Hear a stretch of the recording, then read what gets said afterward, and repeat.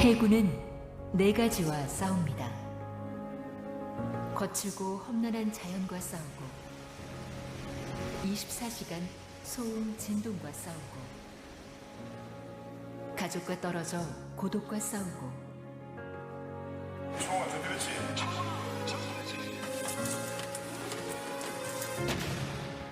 그리고 적과 싸웁니다. 잠수함은 세상과 2번 이별합니다. 부두에서 이탈할 때 1번,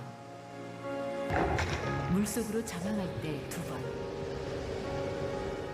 이별의 순간, 장병들은 마지막으로 보았던 태양을 다시 보게 해달라고 간절히 기도합니다. 함정 예배 좋은 점은 저의 믿음 생활을 이 좁은 함정에서도 지킬 수 있다라는 그런 게 너무 좋았고, 그 좁은 공간에서 막상 함정 예배를 하니까 여기에서도 할 수 있구나 라는 가능성을 보게 됐고, 아주 급박한 그런 상황일 때 제일 많이 의지했던 것 같습니다. 대한민국의 해양 수호를 통하여 국가 발전과 안보에 큰 역할을 맡아온 해군 해병대. 조국의 미래가 바다에 있음을 깨닫고 해군과 해병대를 창설하였으며, 군종 제도를 최초로 도입하여 전군에 복음의 씨앗을 뿌린 손원일 제도.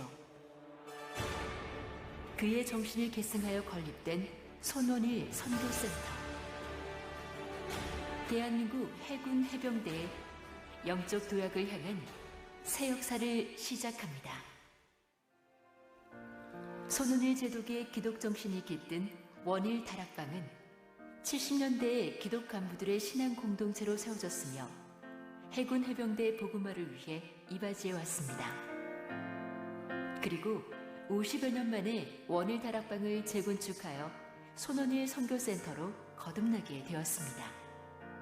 이곳에서 해군 해병대 간부들은 신앙훈련을 받고 500여 명의 소그룹 리더로 양성되어 200개의 함정, 야전 교회를 섬기게 될 것입니다. 배에서 생활하고 있을 때는 제가 예배 인도를 하고 있습니다. 제가 이제 신학을 전공하거나 따로 그렇게 전문적으로 배운 것은 아니지만 그래도 배에서 예배할 수 있는 기회가 있다는 것에 대해서 감사하게 생각하면서 이렇게 예배 인도를 하고 있습니다. 주일에 항해 중일 때 교회를 못 가니까 기도도 드리고 예배도 드릴 기회가 없었는데, 새로운 장교님들이 오셔서 기도도 드리고 예배도 드리고 주님 말씀도 들을 기회가 생겨서 힘든 군생활 중에 그래도 기댈 곳이 생기고 군생활 좀 더 편해질 수 있다고 저는 생각합니다. 배를 타면 기본적으로 출동을 나갈 때 인도자가 없습니다. 목사님도 탈 수 없고 오직 군인들만 있습니다. 그런 곳에서 주일마다 예배를 인도하면서 해군의 빛과 소금과 같은 존재가 된다고 생각이 듭니다. 예배를 인도하면서 또한 신앙적으로 케어하면서 함께 신앙생활을 하는 공동체이자 전우이자 친구 같은 역할이 된다고 생각합니다. 손원일 선교센터는 840여 평 부지에 5층 규모로 건립되었습니다. 1층에는 해군 해병대 선교의 발자취를 전시한 창군 선교 역사관과 예배 공간으로 사용되는 원일관, 그리고 기도실이 자리하고 있습니다. 2층에는 사무실, 식당과 카페, 그리고 체력 단련실이 있습니다. 3층부터 5층까지는 60여 명의 남군과 여군들이 공동체 생활할 수 있는 숙소와 스터디룸, 그리고 소그룹 모임실이 마련되어 있습니다. 기독장교와 부사관들은 이곳 손원일 선교센터에서 공동체 생활을 하며 군 복음화와 교회의 부흥을 꿈꾸게 될 것입니다. 저는 우리 해군 많은 장병들이 예수님의 따뜻함을 느낄 수 있기를 바라고 있고요. 그를 위해서 여기에서 청년들이 공동체를 이뤄서 예수님의 온기를 담아서 우리 해군의 함정과 부대로 나아가기를 바라고 있고요. 손원일 제독을 닮은 그러한 청년들, 결의와 나라를 내 몸처럼 사랑하는 우리 청년들이 여기에서 배출되기를 희망하고 있습니다. 손원일 선교센터는 손원일 제독의 창군 정신인 하나님 사랑, 나라 사랑의 숭고한 정신을 개성하고 발전시키기 위하여 건립하게 되었습니다. 이 센터를 통해 인격과 실력과 신앙을 갖춘 소그룹 리더들을 양성하고 근무지에서 주일날 예배를 드리는 함정과 야전 부대 교회를 세워 강하고 승리하는 필성 해군 해병대로 발전시켜 나가는데 이바지하겠습니다. 건축을 위해 기도해 주시고 후원해 주신 전국의 70여 교회와 500여 명의 성도님들께 깊이 감사드립니다. 하나님 나라와 조국을 위한 귀한 믿음의 일꾼들, 신앙으로 훈련받은 소그룹 리더들이 이곳 손원일 선교센터에서 양성되어 각 함정과 야전 부대에서 예배를 이어가며 해양강국 대한민국, 더 강한 해군, 해병대를 세우는 사역에 헌신할 것입니다.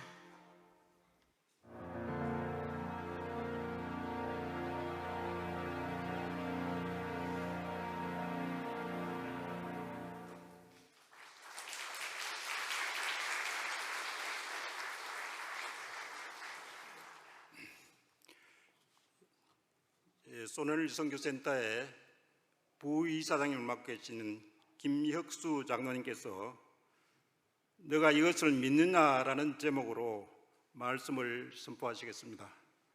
말씀 전하실 때 많은 은혜 받으시길 바랍니다. 장로님 나오실 때 주보 들고 환영하시는 거 아시죠? 예, 할렐루야로 환영하겠습니다. 할렐루야.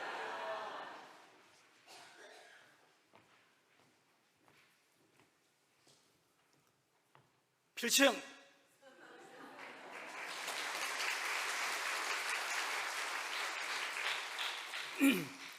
여러분 안녕하십니까? 선교하는 행복한 교회 마산 동부교회 성도님들을 이렇게 주안에서 만나 뵙게 되어 대단히 반갑습니다. 저는 해군 출신 김혁수 장로입니다. 서울에 있는 해군중앙교회를 섬기고 있고 손원일 선교재단의 부이사장으로 봉사하고 있습니다. 오후 예배 시간 이 귀한 시간에 해군 선교 현황과 복음화 계획을 말씀드릴 수 있도록 시간을 내어주신 담임 목사님과 또 여러 성도님들께 진심으로 감사를 드립니다. 우리 MCF 찬양단과 또 소개 영상을 보니까 이미 다 박수를 받아버렸어요. 그래서 제가 더 드릴 말씀은 없지만 일단 제 이야기를 조금 더 드리도록 그렇게 하겠습니다. 먼저 이 영상이 안 나왔었는데 이거 안 나옵니까? 영상을 비춰주세요.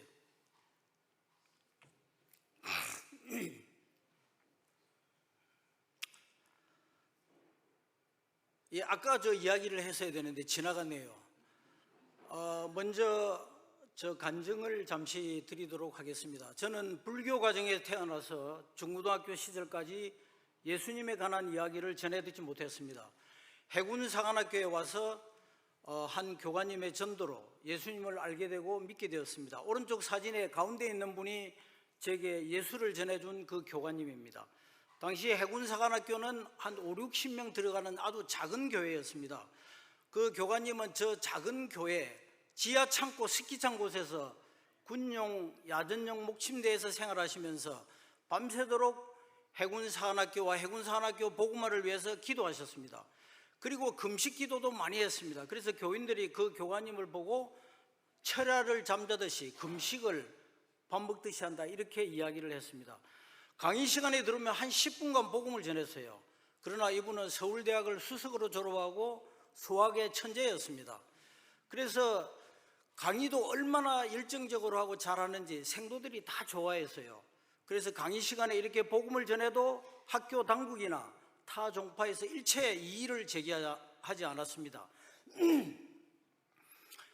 그때는 이제 1960년대 말이니까 나라도 가난하고 배고픈 시절이었어요. 그래서 이 교관님은 사관학교 뒷산을 개간해가지고 감자와 고구마를 심어서 생도들에게 그 감자와 고구마를 제공하기도 하고, 또 이제 군복을 입고 여객선을 타고 거제도에 가서 염소 새끼를 사가지고 와가지고 이 5번이나 거제도에 가가지고 염소 새끼를 사관학교의 뒷산에서 키워서 생도 식당에 내놓기도 했습니다. 그래서 주일이 되면은 이 교관님과 함께 하루 종일 교회에서 보냈어요. 하나님 말씀도 듣고 기도도 하고 또 감자와 고구마도 주시고 또 빵도 사주시고 그러다가 4학년이 되면서 우리 동기생 7명이 새벽 기도를 하게 되었습니다. 사관생도가 새벽 기도를 한다는 건 이건 굉장히 힘든 일이에요. 불침번 1시간 서도 강의실에 가서 하루 종일 줍니다. 그러나 전혀 졸리지 않았고 피곤하지 않았고 그 시간이 기다려졌습니다. 그때 이제 요한복음을 함께 공부했는데 교관님이 인도하는 게 아니고 우리가 7명이 돌아가면서 새벽 기도를 인도했어요. 아마 그 교관님은 그때부터 우리가 함정 예배를 인도하고 부대에서 이렇게 예배를 인도할 수 있는 훈련을 시켰던 것 같습니다. 그 초신자에 있던 저는 아마 그 예배를 인도할 때 아마 형설수설했을 것 같아요. 근데 이 교관님이 항상 마무리를 잘 해주시고 정리를 해주셨습니다. 두 번째 새벽 기도를 인도할 때 요한복음 11장을 가지고 제가 준비를 하고 있었습니다. 잘 아시는 대로 요한복음 11장은 마르다, 마리아, 나사로에 관한 이야기입니다. 예루살렘에서 한 오리쯤 떨어진 베다니촌에 이 세 오노이가 살고 있었는데 예수님께서 다른 곳에 계시다가 예루살렘으로 오시면 이 마르다, 마리아 가정에서 있으면서 극진한 대접도 받고 예수님께서 특별히 사랑한 가정이었습니다. 그러나 나사로가 병이 들어 죽게 되어서 마르다가 사람을 보내서 예수님께 알렸습니다. 그러나 예수님은 거기서 이틀을 더 유하시고 오시다 보니 나사로가 죽은 지 4일이나 지났습니다. 그때 예수님 오신다는 말을 듣고 마르다가 뛰어나가서 맞대 주께서 여기 계셨다면 내 오라비가 죽지 아니하였겠나이다. 그러나 이제라도 무엇이든지 하나님께 구하시는 것을 하나님이 주실 줄 아나이다. 이렇게 이야기합니다. 그때 예수님께서 내 오라비가 다시 살리라고 말씀하셨을 때 마지막 날 부활에는 다시 살 줄을 아나이다. 마르다가 계속 안다고 대답을 합니다. 그때 예수님께서 나는 부활이요 생명이니 나를 믿는 자는 죽어도 살겠고 무릇 살아서 나를 믿는 자는 영원히 죽지 아니하니 이것을 내가 믿느냐? 믿음을 요구하시고 이것을 내가 믿느냐고 물으신 것입니다. 그제야 마르다는 주여 그러하외다. 주는 그리스도시요 세상에 오시는 하나님의 아들이신 줄 내가 믿나이다 하고 고백을 합니다. 이것은 마치 가이사랴 빌립보에서 예수님께서 제자들에게 너희는 나를 누구라 하느냐 물었을 때 베드로가 주는 그리스도시요 살아계신 하나님의 아들이라고 고백한 것과 비슷한 이런 고백을 하게 됩니다. 이 부분을 제가 새벽 기도를 인도하기 위해서 준비하는 가운데 마르다에게 물으신 주님께서 제게도 물으셨습니다.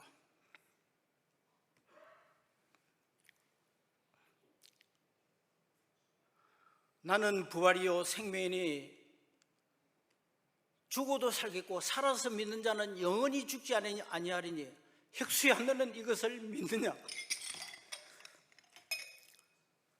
그때 너무나 깜짝 놀라고 무릎을 꿇고 눈물을 흘리며 주님 믿습니다. 주님은 그리스도십니다. 주님은 살아계신 하나님의 아들이십니다. 주님은 세상에 오시는 하나님의 아들이심을 고백했습니다.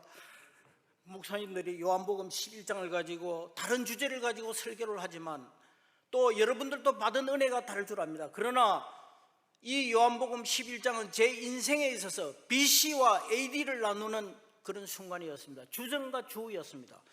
정말로 얼마나 제가 감격스러웠는지 모르겠습니다. 그때부터 하나님의 말씀을 믿어야겠다. 믿어졌고 계속 믿었습니다. 주 예수를 믿어라 그리하면 너와 내 집이 구원을 얻으리라는 이 약속의 말씀을 믿고 가정을 위해서 계속 기도했습니다. 그때 이제 예수님께서 그 고백을 받으시고 무덤 앞에 가서 돌을 옮겨 나오라 했을 때 조금 전에 그런 신앙을 고백을 했음에도 마르다는 주여 죽은 지 나흘이 되었음에 벌써 냄새가 나나이다. 이렇게 불신앙을 드러냅니다.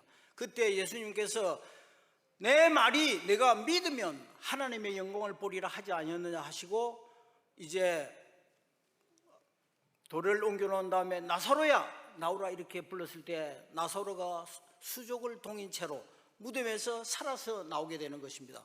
성경에는 32,500가지의 약속과 축복의 말씀이 있다고 합니다.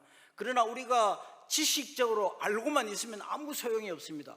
그 약속과 축복의 말씀을 내가 믿을 때에 그 축복과 약속이 내게 이루어지고 하나님의 영광을 볼 수가 있습니다.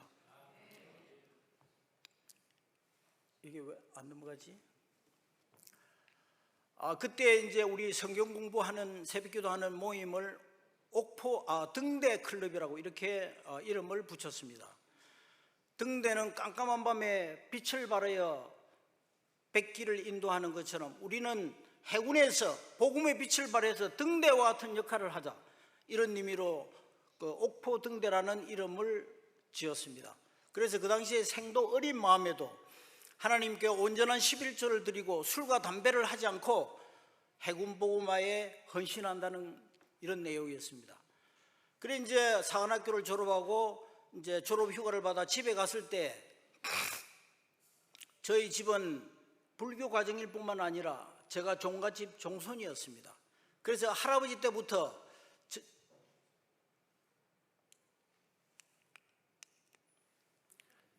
이게 기아집 같은 이런 사당을 만들어가지고 거기에 한 8분의 그 조상의 위패를 모신 이 사당이 있었고, 벽에는 많은 부적이 붙어서 있었을 뿐만 아니라 저 사진에 제가 가려 있는데 단지에 여러 가지 곡식을 넣어가지고 구석구석에 이렇게 놓고 있다가 핵곡식이 나오면 또 바꾸고 이렇게 했습니다.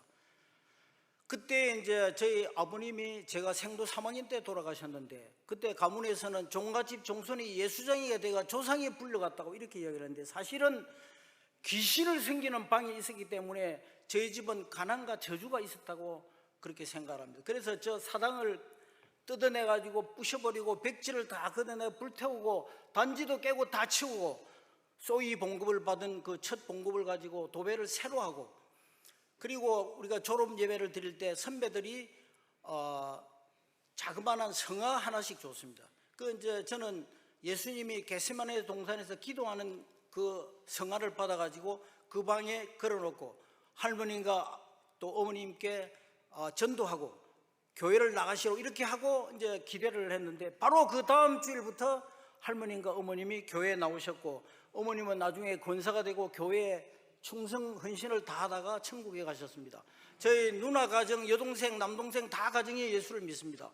그리고 진해에 7촌 되는 숙부가 살고 있었는데, 그 할아버지가 종손이 예수쟁이가 되었다고 제가 집에 오는 것도 싫어하고 아주 인사도 안 받았습니다. 그래도 계속 찾아가서 할아버지 예수 믿고 천국 가세요, 예수 믿고 천국 가세요 이렇게 계속 전했는데, 나중에 할아버지가 이제 교회를 나오셔가지고 기도 대장이 되고 그 교회의 아주 중심 인물이 되었고, 숙부는 외양선 선장을 하면서 선언선교에 힘쓰셨고, 그 아들인 팔촌 동생은 신학교를 나와 지금 니카라과에 가서 선교사로 있습니다. 제 아들도 목사가 되어서 지금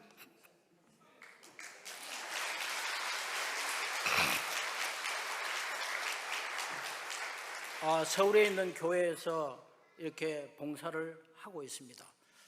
그래서 우리가 이렇게 이제 졸업을 하기 전에 해군 복음화에 헌신한다 하고 다짐을 하고 나왔지만, 실무에 나와 보니까 장교로서 그 책무도 너무나 힘들고 어렵고 또 수많은 유혹이 왔습니다. 그리고 선배들은 후배가 왔으니까 술을 사주는 것이 선배의 도리인 줄 알고 계속 끌고 다녔어요. 이러다 보니까 해군 복음화에 헌신은 고사하고 교회를 2년 동안 못 나갔습니다. 그때 해군사관학교 교회에서 부흥회가 있었는데 김선도 목사님이 오셔서 부흥회를 인도할 때, 그때 이사장 우리 김덕수 동기생하고 후배 몇 사람이 그 예배에 참석을 해서 크게 은혜를 받고, 또 김선도 목사님은 손이 굉장히 큽니다. 뜨겁고. 그래서 우리가 안수 기도를 받는데 정말 그 큰 두꺼운 손으로 안수를 할 때 꼭 불덩이가 떨어지는 것 같았어요. 그래서 우리가 이렇게 해서는 안 되겠다, 공동체 생활을 해야 되겠다. 그래서 해군사관학교 입구에 있는 일본 적상가옥 2층을 빌려가지고 거기에 방이 4개가 있었는데 작은 방 3개에서 잠을 자고 큰 방에서 기도하고 성경 공부하고 세미나하고 또 배 장병들 데리고 와서 수련회도 하고 또 전도 훈련도 받고, 그리고 이제 출동을 나갈 때는 파송 예배를 드리고 또 주머니 틀어서 용돈을 주면서 예배 마치고 난 다음에 다가를 먹도록 이렇게 이제 하고, 또 갔다 오면은 선교 결과 보고도 받고 이렇게 했습니다. 그런데 이제 점차 인원이 많아지고 28명이나 되니까 그 2층 방 4개에서 생활을 할 수가 없었습니다. 이야기는 좀 더 드리도록 하고, 이제 해군 선교회랑과 복음화 계획을 말씀을 드리고자 합니다. 우리 해군은 정부가 세운 군대가 아닙니다. 청년 손원일이 개인이 그리고 사비로 세운 군대입니다. 그리고 기독교가 세운 군대입니다. 손원일은 상해 임시정부 의정은 의장 손정도 목사의 아들로 태어나서 상해에서 상선학교를 졸업하고 외항선을 타면서 전 세계를 돌아다니면서 대한민국의 미래는 바다에 있다는 것을 알게 되었습니다. 그리고 이제 해방이 되자 바로 16일 날 서울에 들어와 가지고 포스터를 붙입니다. 조국 강복에 저음하여 해양과 국토를 지킬 동지를 구함. 이렇게 이제 포스터를 붙여 가지고 30명을 모아서 저 사진 나와 있는데 서울 안국동에 있는 안동교회에서 이렇게 해사대를 창설을 합니다. 그리고 이제 그건 불과 일주일도 안 돼서 해사대를 창설을 했어요. 그리고 이제 석 달 만에 1945년 11월 11일 11시에 해군을 창설합니다. 상군 중에서도 가장 먼저 해군이 창설되었습니다. 이제 왜 11월 11일 11시에 창설을 했는가 하면 저 한번 보세요. 열십자 밑에 한일자가 있으면 선비사자가 됩니다. 그래서 해군은 신사여야 한다. 신사해군을 창설하기 위한 것이고 신사의 두 가지 조건을 손원일 제독이 이야기했어요. 신사는 하나님과 사람 앞에서 겉과 속이 깨끗해야 한다. 제가 이거 해군 정복 입고 있으면 깨끗하게 보이죠. 그러나 속이 더 깨끗해야 되는 겁니다. 그리고 사람 앞에서 얼마든지 깨끗한 척 할 수 있습니다. 그러나 중심을 보시는 하나님 앞에서 깨끗해야 한다는 것입니다. 그래서 신사는 하나님과 사람 앞에서 겉과 속이 깨끗해야 한다. 두 번째는 손정도 목사님이나 손원일 제독은 계속 하나님 사랑, 나라 사랑을 강조하셨고 하나님을 사랑하는 자가 나라를 사랑할 수 있고 나라를 사랑하는 자가 하나님을 사랑할 수 있다고 강조하셨습니다. 그래서 신사는 하나님과 나라를 위해 충성을 다해야 한다고 말씀하셨어요. 저 선비사자를 보면 뭐가 보입니까? 이 땅에 십자가를 세우는 모습인 것입니다. 그래서 우리 해군은 이렇게 기독교의 바탕 위에 세워진 군대입니다. 그러나 이제 그 당시 군종 제도가 없었기 때문에 손원일 제독은 이화여고 교목이었던 정달빈 목사를 정훈장교로 임관시켜 가지고 예배를 드리게 했고 또 교회가 없으니까 당시 인사국장이었던 김대식 중령 관사에서 15명의 군인과 가족들이 모여서 예배를 드린 것이 국군 최초의 교회이고 서울에 있는 해군 중앙교회의 전신인 것입니다. 지금 저 사진을 보시면 제일 이제 왼쪽에 손원일 제독, 홍은혜 권사, 정달빈 목사, 그 뒤에 두 분은 해병대 사령관인데 여순 반란 사건이 일어나자 손원일 제독은 해병대가 필요하다고 생각해가지고 해군 중에서 신앙 좋고 실력 있고 용감한 사람 380명을 뽑아서 해병대를 창설합니다. 그 제일 오른쪽에 있는 저 김대식 사령관은 3대 해병대 사령관, 아까 그 자기 집에서 예배를 드렸던 그 중령대 해병대로 넘어갔었죠. 그래서 저분은 국군 최초의 장로가 되고 도솔산 전투에서 그 당시 대령으로 연대장을 하면서 북계군의 2개 사단을 괴멸시켰어요. 그래서 이승만 대통령이 무적 해병이라는 칭호를 줬고, 그 다음에 이제 김성은 저 4대 사령관이었는데 소령 때 넘어가서 통영 상륙 작전을 하게 되는데 그 통영 상륙 작전은 세계 상륙 작전 5대 상륙 작전 중에 들어갑니다. 그 당시에 마그렛 히긴스라는 종군 기자가 그 통영 상륙 작전하는 모습을 보고 그거를 이제 그 기고를 하면서 귀신 잡는 해병이라는 용어를 썼어요. 그래서 지금도 해병대는 무적 해병, 귀신 잡는 해병이라는 용어를 쓰고 있습니다. 근데 해군사관학교 교훈을 보면 진리를 구하자, 허위를 버리자, 희생하자. 간단하게 하면 진리, 정직, 희생입니다. 얼마 전에 목사님 단체를 인솔해가지고 해군사관학교 갔었는데 목사님들이 해군사관학교 교훈이 신학교 교훈하고 똑같아 이렇게 말씀하시고 군과 속에도 기독교 정신이 이렇게 스며들어 있습니다.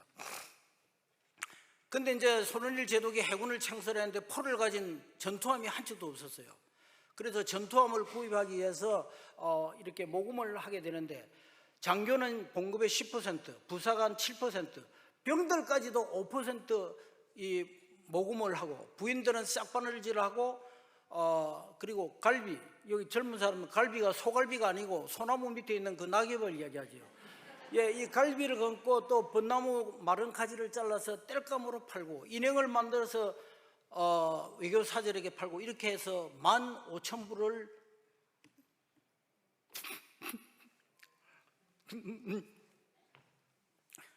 전 세계 어느 나라에 군인이 봉급을 모으고 부인이 싹발이라고 돈을 모아서 군함을 산 예가 어디 있겠습니까?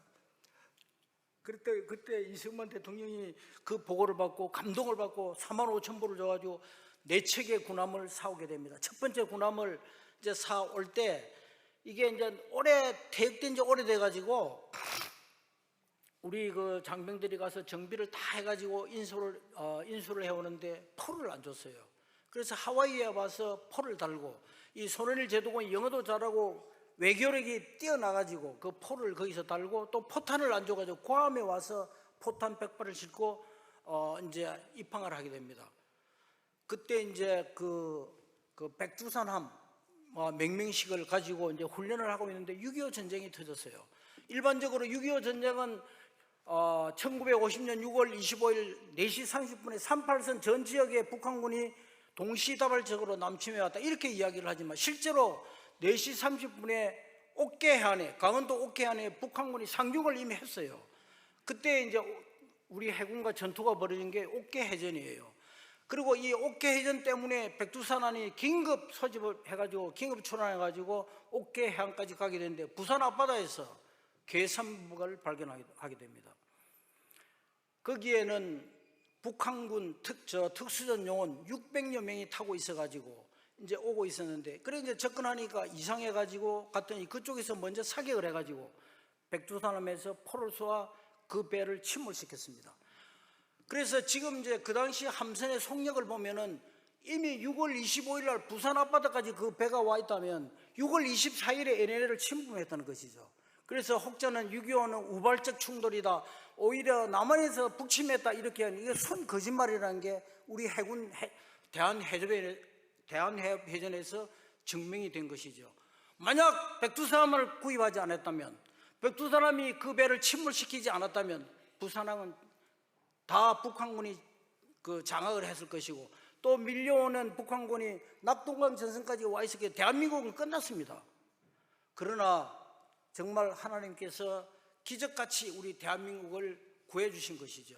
그래서 저 백두산함이 그 게릴라가 타고 있는 배를 침몰시키고 해로를 지키고 부산항을 지킴으로써 유엔군을 포함한 연백력 600만 명, 군수물자 5,400만 톤, 유류 2,200만 톤이 들어와가지고 전쟁 지속 능력을 확보하고 인천 상륙작전을 성공시킬 수가 있었습니다. 저 밑에 사진은 이제 그 전부 다 피난을 왔기 때문에 서울에 있던 해군본부도 부산까지 피난을 왔어요. 그래서 저 울산호에서 해군본부가 있고 또 해군본부 교회도 거기에 있었어요. 거기서 이제 예배를 드리는데 이승만 대통령도 저 예배에 참여. 저 보면은 가운데 의자가 2개 있죠. 이승만 대통령이 아직 도착하기 전이었고 이승만 대통령이 참석하니까 국무위원들도 다 참석해가지고 한 600여 명이 저기에서 모여서 예배하며 대한민국을 위해서 기도하고 이렇게 했던 것입니다. 6.25 때 모든 성도들이 모든 목사님들이 다 기도했겠죠. 그러나 부산에 있는 초량교회 전부 다 피난을 와 전국의 목사님들과 장로들이 모여서 2주간 구국 기도회를 했고 또 부산에 있던 우리 울산호에서 해군 장병과 대통령과 모든 국무위원들이 기도했기 때문에 인천 상륙작전 성공할 확률이 5,000분의 1이라고 하는 그 상륙작전이 성공을 해서 대한민국이 이렇게 살아나게 된 것이죠. 그리고 저 울산호는 우리가 지금 세우고자 하는 무빙처치 함정교회의 효시라고 볼 수가 있습니다. 이제 그 교회와 군목은 육상부대 중심으로 세워지고 또 보직이 됩니다. 육상부대 중심이 되다 보니까 교회가 다 육군 공군은 부대가 많죠. 그 또 부대에 맞게 군목이 되다 보니까 우리 저 한번 보세요. 해군 군목은 육군하고는 비교도 할 수 없고 공군도 공군하고 비교해서 절반밖에 되지 않습니다. 그런데 지금 일함대 함정이 한 70척 되는데 동해 그 많은 함정과 병력이 있는데도 교회는 한 개, 구목도 한 명밖에 없어요.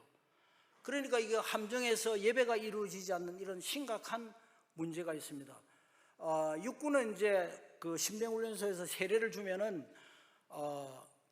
전 대대급에 15만 명씩 세례도 주고 그랬죠. 전 부대에 배치가 되면은 교회가 없어도 목사님만 계시면 빈 객실이나 식당에서 예배를 드릴 수 있습니다.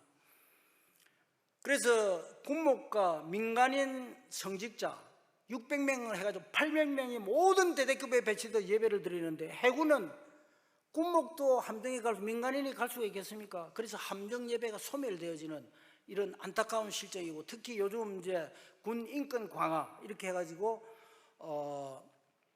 종교 자유라, 옛날에는 이제 주일이 되면은 종교 활동 시간이 있었어요. 그러면 상계 종파에 다 가서 종교 활동을 하고 거기에 참석을 안 하면 정원 교육을 시키니까 정원 교육 안 받으려고 다 교회나 뭐 이런 데 다 가게 되었죠. 그런데 지금은 자율화가 되다 보니까 침대에 누워서 핸드폰 보지 교회에 오지 않습니다. 그래서 이게 굉장히 심각한, 특히 함정 예배가 소멸되는 심각한 상황에 있습니다. 그래서 이제 우리는 소그룹 리더 한 500명을 양성을 해서 전 함정과 또 객거지 부대에서 배치를 해서 예배를 드려서 200개 함정 또 객거지 교회를 설립하고자 하는 것입니다. 그래서 이를 위해서 소그룹 리더를 양성을 하기 위한 손원일 선교센터를 건축을 했습니다. 그래서 우리 해군 복음화 비전 2048년을 목표로 하고 있는데 정달빈 목사가 해군에 들어온 날짜를 기준으로 해서 100년 후에 우리는 해군 해병대 병력이 7만 명인데 7천 명의 소그룹 리더를 양성을 해서 장병의 75%가 복음화되는, 그래서 해군 해병대에 있는 모든 곳에서 예배와 찬양을 드리는 이 날을 생각하며 저희들이 기도하며 준비하고 있습니다. 그래서 여러분들도 이제 기독교 정신으로 창군된 우리 해군, 그래서 이렇게 굿 크리스찬 오피서들이 많이 양성되고 제2의 손원일, 제3의 손원일 같은 이런 그 간부들이 많이 양성되어서 이제 500명 소그룹 리더 200교회가 세워지도록 여러분들도 많이 기도해 주시기를 바랍니다. 손원일 선교센터는 아까 저 옥포다락방 이야기 28명이나 모여가지고, 그래서 더 이상 뭐 여기서 생활을 할 수가 없었는데, 그때 우리가 아침 8시에 사관학교 가서 사관생도 예배를 드리고 또 분방 공부를 각 학년별로 하면서 이 사관학교 교회가 5, 60명밖에 못 들어가니까 사관학교 교회 건축을 위해서 같이 기도했는데, 그 당시에 사관생도 봉급이 뭐 1만 원, 2만 원 정도 됐을 겁니다. 그래서 이 생도들이 벽돌 10장씩 건축 헌금을 했어요. 이 이야기가 조영기 목사님에게 전해져서 감동을 받아가지고 해군사관학교 교회를 지어주셨습니다. 그때 이제 홍은혜 권사님이 저 옥포 다락방에 소문을 듣고 오셔서 보니까 이거는 장교가 생활하는 곳이 아니에요. 그 28명이 거기서 살고 있으면 되겠습니까? 그래서 속천에 땅을 사고 그리고 계속 그 건축을 하기 위해서 모금을 했지만 안 돼가지고 조영기 목사님이 또 이야기했어요. 조영기 목사님은 지금 해군사관학교 교회를 짓고 있는데 또 지을 수가 없어가지고 거절하려고 만나주지도 않았습니다. 그때 우리가 할 수 없이 28명이 28일간 저기서 철야를 했어요. 열심히 모여서 기도하고, 그래서 한 명이 남아서 밤새도록 철야를 해가지고 철야가 끝나는 날 해군사관학교 교회에 헌당 예배를 드리는 날이었어요. 그래서 진해 공간에서 오찬을 하고, 그때 이제 조영기 목사님은 홍은희 권사님 눈도 한번 안 맞춰주는 겁니다. 또 그 다락방 이야기가 나올까 싶어가지고. 그랬는데 헌당 예배를 할 때 설교 중에 조영기 목사님이 하나님께서 다락방을 지어주라고 하신다고 그 자리에 선포를 해서 옥포 다락방 10년 만에 2층 건물에 원일 다락방이 지어졌습니다. 그리고 나서 40년 세월이 흐르다 보니까 균열도 생기고 녹물도 흐르고 정말 그 너무나 낡고 안전에도 문제가 있어가지고, 그래서 철거를 하고 손원일 선교센터를 새로 건축하게 되었습니다. 뭐 아까 소개 영상에도 다 나왔지만은 520평 대지에 약 850평의 건물을 세웠습니다. 1층에는 예배실과 장군 선교역사관 그리고 개인 기도실이 있는데 지금 저 예배실은 사실은 우리가 돈이 없어가지고 그냥 시멘트에다가 흰 페인트를 칠하려고 했어요. 그러나 원일 다락방에서 총무를 하면서 봉사하고 했던 그 장교가 전역을 해서 지금 큰 건축 회사를 하고 있어가지고 본인이 예배실을 담당하겠다 해가지고 저 인테리어 그 다음에 저 보면 대형 그 LED 화면과 영상 방송 시스템 모든 비품을 4억을 들여서 저 예배실을 만들어 줬어요. 그리고 이제 손원일 장군 역사관이 있고 또 기도실 저 2개가 있습니다. 그래서 이제 그 장군 역사관에 쫙 들어오면은 장군부터 미래 해군까지 영상으로 이렇게 볼 수가 있고 분홍색으로 되어 있는 것은 이제 복음의 시작, 자주색은 복음의 확장, 그리고 초록색은 복음의 미래 이렇게 되어 있는데 여러분들도 한번 방문하시거나 청년들이나 학생들이 와서 보게 되면은 안보 교육도 되고 신앙 교육도 되고 아주 좋은 교육장이 될 것입니다. 이제 2층에는 체력 단련실, 사무실 그리고 카페, 식당이 있는데 지금 이게 이제 식당, 뭐 체력 단련상, 카페 이렇게 지금 만들어져 있습니다. 3층부터 5층까지는 이제 숙소인데 보통 BOK는 가운데 복도가 있고 양쪽으로 방이 있는데 우리는 복도를 다 없애버리고 거기에 이제 소그룹 모임도 하고 뭐 여러 가지 할 수 있도록 이렇게 하면서 아까 동영상에도 봤지만 침실 그리고 이제 공부를 할 수 있는 공부방, 소그룹실 그리고 각 층마다 세탁실을 해가지고 만들어가지고 이렇게 할 수 있도록 되어 있습니다. 그래서 이제 건축 모금은 이제 원래는 한 70억 정도 생각했는데 사실은 부도가 2번 나는 바람에 88억을 모금을 해야 됐습니다.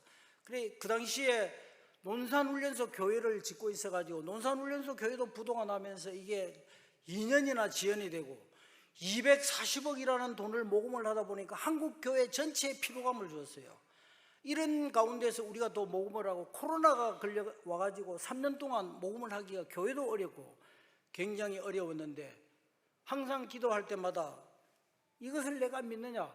우리에게 소원을 두고 행하게 하시는 하나님께서 하나님께 기도할 때에 약속한 것을 주시겠다고 말씀하셨어요. 그래서 우리 해군해병대 교회가 3년간 예산의 10% 그리고 성도들이 헌금을 18억에 헌금을 했고 극동방송 김정한 목사님이 시드머니로 2억 800만 원을 주시고 여의도 순복음교회 4억 그의 3억 2억 1억 많은 교회들이 헌금을 해주고 성도들도 이렇게 헌금을 해서 87억 거의 이제 88억을 다 헌금을 이게 2개가 넘어갔네. 그래서 이제 그 사실은 이제 3억이 부족해가지고 헌당은 하지 못하고 입주 감사 예배를 드렸는데 나중에 이게 다 채워져서 이제 헌당 예배를 드리게 되는데 저기 이제 머릿돌도 보통 이제 이 머릿돌 화강암으로 이렇게 하게 되면 세월이 가면 부식이 돼요. 근데 해군 출신 중에 저 오석을 하는 그 큰 탄광을 가진 분이 있고 그분이 저거를 이제 무료로 제작을 하고 또 운반 설치까지 다 해주고 그래서 이제 다 채워져서 4월 9일 날 헌당 예식을 가졌습니다. 특히 이제 저기서 말씀드리고 싶은 것은 이 손원일 선교센터는 굿 크리스찬 오피서를 양성하는 데 핵심이 있습니다. 굿 오피서는 인격과 실력을 갖춘 장교예요. 교회 다닌다고 하면서 인격이 개차반이면 이게 되겠습니까? 그리고 실력이 없어 빌빌거린다. 이거 안 되는 거죠. 하나님의 영광을 가리는 거죠. 그래서 인격과 실력을 갖춘 굿 오피서, 신앙을 갖춘 크리스찬 오피서, 굿 크리스찬 오피서를 양성을 하는 것이 손원일 선교센터의 목적이라고 볼 수가 있습니다. 그래서 이제 이게 건축을 하는 과정에서 몇 가지 간증을 말씀을 드리면은 아까 그 나왔던 이사장, 우리 동기생 김덕수장 이름도 비슷하죠. 가나다 순으로 해가지고 이제 김덕수 장로가 이사장이고 저는 부이사장입니다. 그때 이제 경남함이라는 배를 타고 이제 연안 실습을 하는데 우리는 생도 3학년이었고 최영수 상병이 있었습니다.